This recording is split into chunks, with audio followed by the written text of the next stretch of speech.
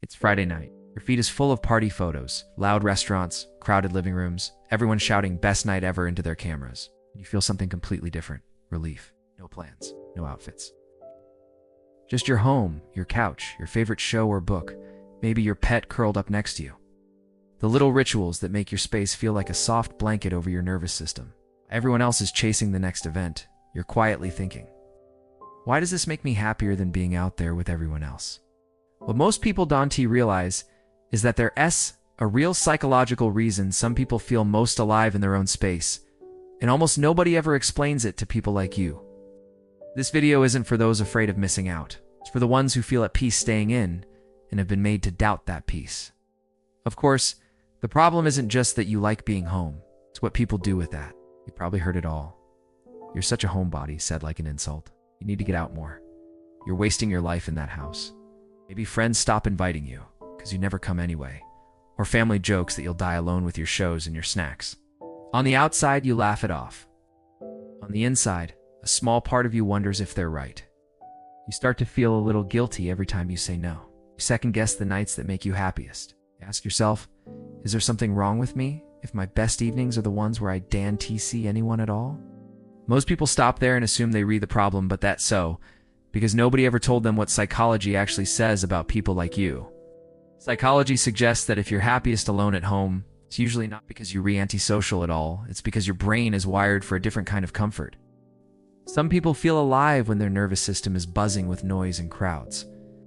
You feel most alive when your system finally relaxes, when the stimulation drops to a level your body can actually breathe in. That's what psychologists might call a low stimulation preference.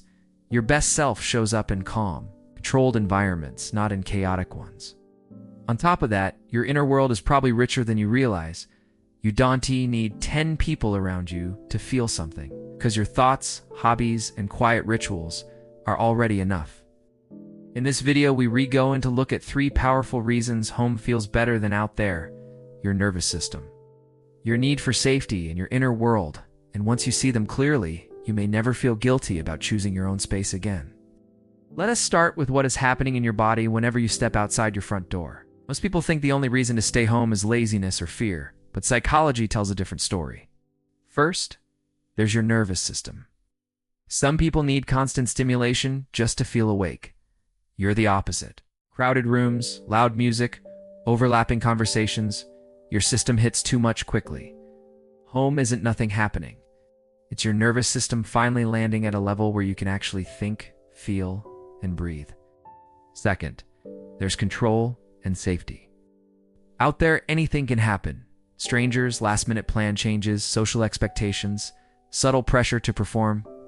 At home, you control the lighting, the sound, the timing, who has access to you. For a sensitive or anxious mind, that isn't about being closed off. It's about having one place where your guard can drop without consequences. And third, there's your inner world. You don't need constant noise to feel alive because you have interests, routines, and thoughts that actually satisfy you. Psychology would call that a rich inner world and high self-sufficiency, not emptiness. But there's a deeper question almost nobody asks. When you choose home, is it because you're at peace? Because you're quietly hiding? This is where it gets honest. Sometimes choosing home is pure peace. You feel grounded, creative, quietly happy in your own space. You read, cook, game, build things, think deeply, and when you go to bed, you feel fuller, not smaller. Other times it's different. You're not really resting. You're scrolling to numb out, replaying old hurts, avoiding messages. Because the idea of being seen feels heavy or scary. On the outside, both versions look the same you at home, alone. On the inside, one is your nervous system saying, thank you, and the other is fear whispering, don't risk it.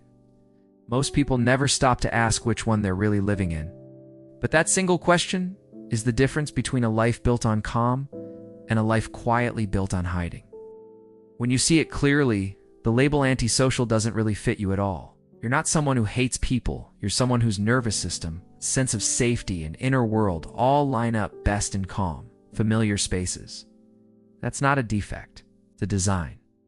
You're wired for depth over noise, for quality over quantity, for a life that feels real on the inside instead of impressive on the outside.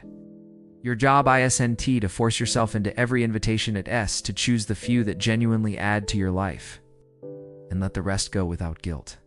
So if your happiest moments are the quiet ones, on your couch, in your room, in your own little universe zone that build routines that recharge you, say no without writing a 3-paragraph apology. And if this video felt a little too accurate, you're not the only one living this way. Subscribe and stick around and tell me in the comments what home really feels like for you, because in the next videos, we're going even deeper into why people like you think, feel, and move through the world so differently from the crowd.